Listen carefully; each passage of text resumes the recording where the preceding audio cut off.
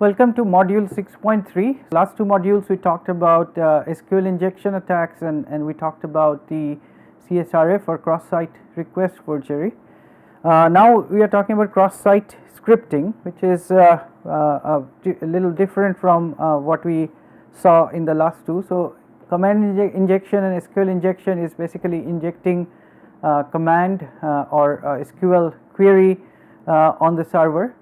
CSRF is more like a session writing kind of thing, where you have a legitimate user connected and having a session with a legitimate server, and by virtue of putting some kind of a script on the user's browser, you are going to actually make the user connect to something else and connect to the actual legitimate server, and thereby possibly do actions on the server on behalf of the bad guys. Cross-site scripting is a different one, and it's one of the more common ones. And there, what happens is that again, your browser is going to get a script by some mistake that you do. Or maybe not necessarily it's your fault, because sometimes the bad guy has stored a bad script for you to download on your browser while you are doing something else, and that basically may steal information from an honest website. So in this case, so again, the SQL injection is where attacker's malicious code is executed on the victim server. In CSRF, the attacker site forges requests from the victim browser to a victim server. In case of XSS, its attacker's malicious code is executed on the victim's browser, and oftentimes that means that SOP or the same origin policy is bypassed by making the victim browser think that it is doing something in the same origin. There are two major types of XSS attacks. One is called reflected XSS attack, which is also called type 1 XSS attack, and then there is a stored XSS attack, which is often called type 2 XSS attack. So here is a basic scenario. So in this basic scenario, what's happening is that the victim client is basically visiting by means of phishing or some other way to an attack server through an advertisement something, and then it receives a malicious link, and then this malicious link makes when it is clicked, it basically goes to a victim server, and the victim server innocuously sends back some user input to the part of the user input, and in this case maybe it's in the fragment of the URL that you have clicked, sent back to the victim browser, and the victim browser then will render it, and while rendering it, if it is a script, it will run the script, and when it runs the script, it's in the same SOP as the current what it thinks it is, and therefore it will send some data from its place where it is not supposed to. So example, so suppose you have a search site, and this search site basically you can send the search item as a fragment query, and then the way the search site is designed, the search.php, is that it reflects back the term that you have searched for, and after that it puts the results. So here is this term that it is going to get from the query and then send it back to you.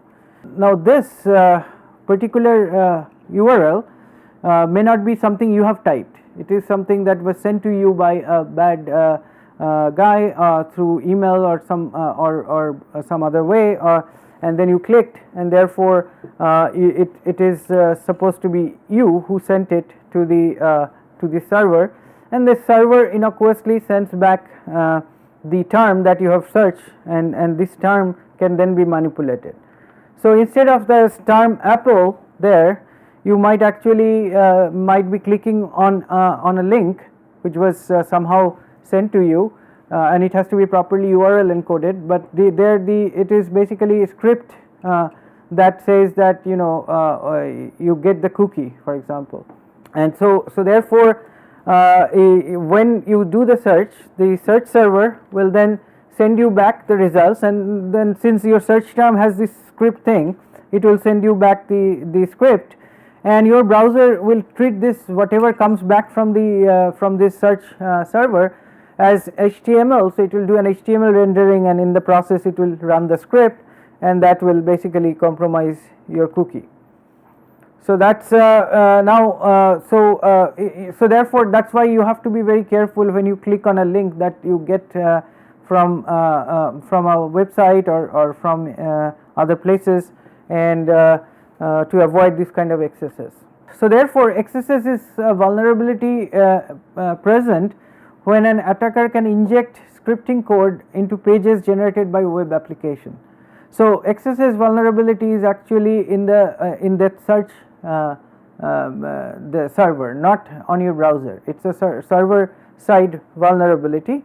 And as I said that there are two types of XSS vulnerability. One is the type 1 or reflected XSS, where a script is reflected back to a browser of a victim user, and then when rendered at the browser, it will do something that you don't want to happen to you.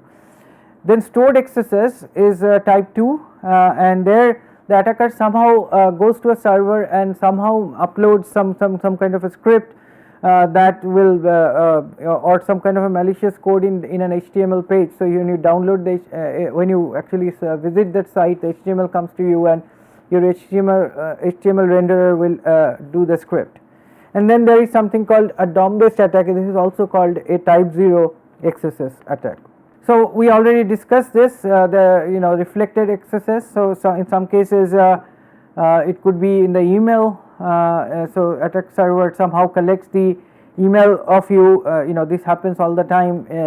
Even various sites actually sell your email addresses to various people, and it could be one of them could be an attacker. And then you get some kind of an email, unexpected email, and it says something very lucrative to you to you can search for something, a way to make $1 million or something, and then you click on it, and then you go to a victim server which has the XSS vulnerability, and this echoes the output. So any victim server that echoes an output, echoes the input back to the user from who the request came, can be vulnerable to this reflected XSS attack unless proper escaping and stuff are implemented. So this happened in 2006 in PayPal. So PayPal site was so some attackers contacted users over email, and they said that okay, go to this URL, which is actually was a legitimate PayPal website. And then they actually stored something, they injected some code in the PayPal website, and injecting is often not that difficult. You don't have to have administrative access to the PayPal servers.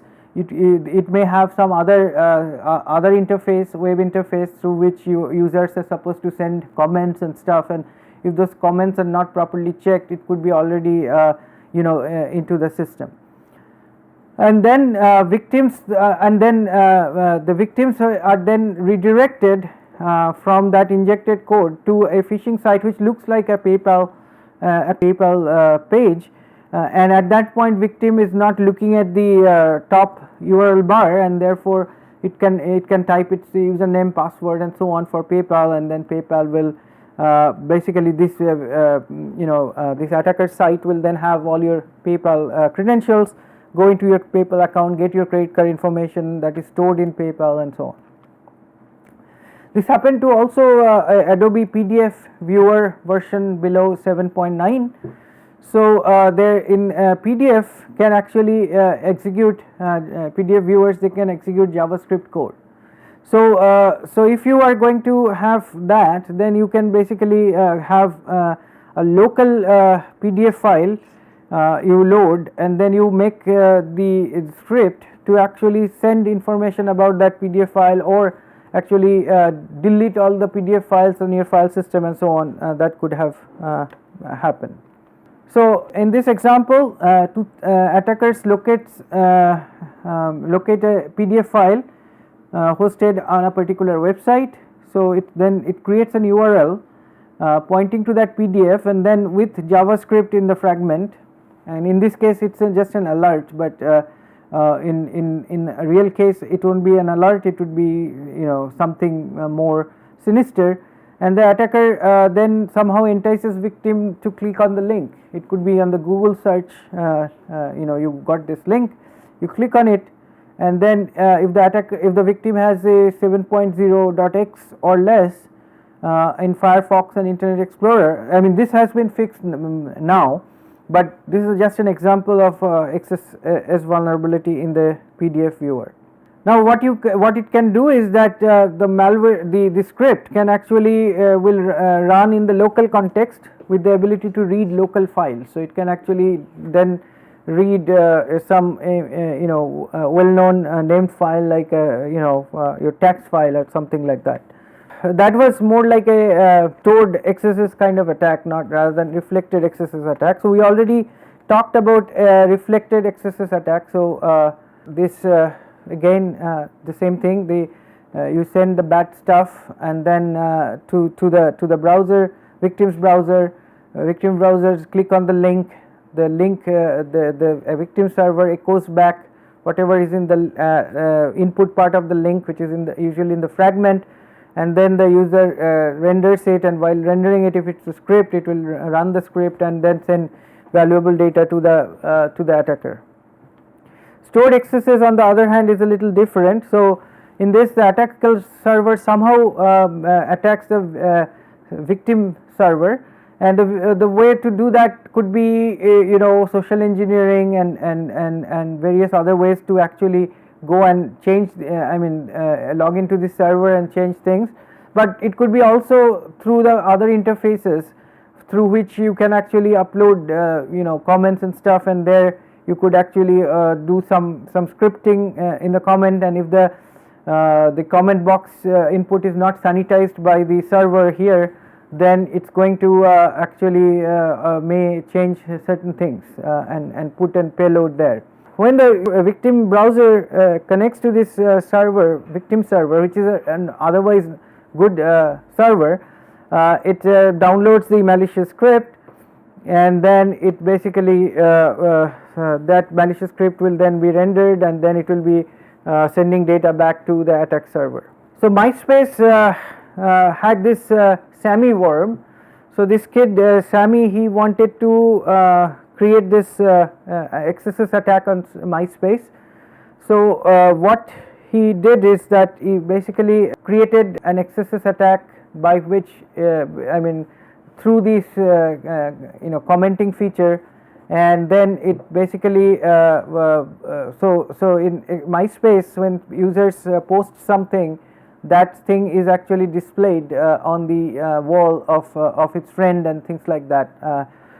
So now this MySpace was already sanitizing those kind of inputs by banning this keyword, scripts and body and on-click and JavaScript and so on.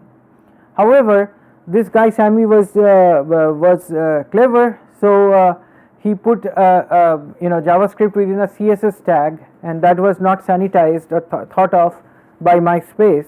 And so this JavaScript was also, you can actually do various encodings like this. So this was not sanitized. So anybody who visits the infected MySpace page where this thing is uploaded will actually execute this code. In this case, obviously Sammy did not put an alert there. He put some code here which basically does two things. It adds Sammy as a friend, and it writes something on this victim's wall also. And then Sammy had millions of friends within 24 hours.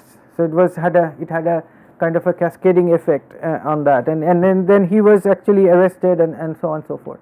So you can also do stored XSS using images. So you are uploading an image, but instead of an image you are actually uploading some kind of an HTML, and within the HTML you have some kind of a code and so on. So that can also happen. Then there is a DOM based XSS or type 0 accesses where there is no server used.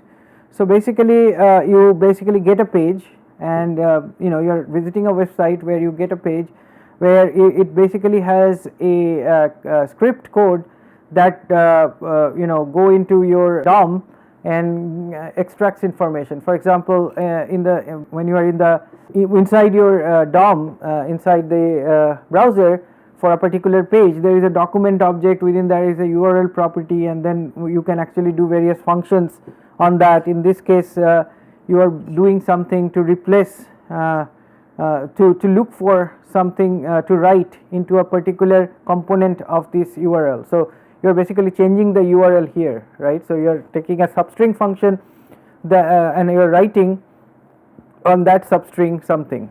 So therefore it could so happen, you know, so there are many interesting examples. This is also reminds you of something called a second order SQL injection. So we are not going to talk about it, but you can look it up. You know, second order SQL injection is where you actually store something by first order SQL injection into the SQL database, and then use that later in another SQL query, because you know something has been stored, and that time it actually does the harm. So this kind of things are very, very clever, and sometimes it's very difficult to figure out you know, that your page has or your site has this kind of problems.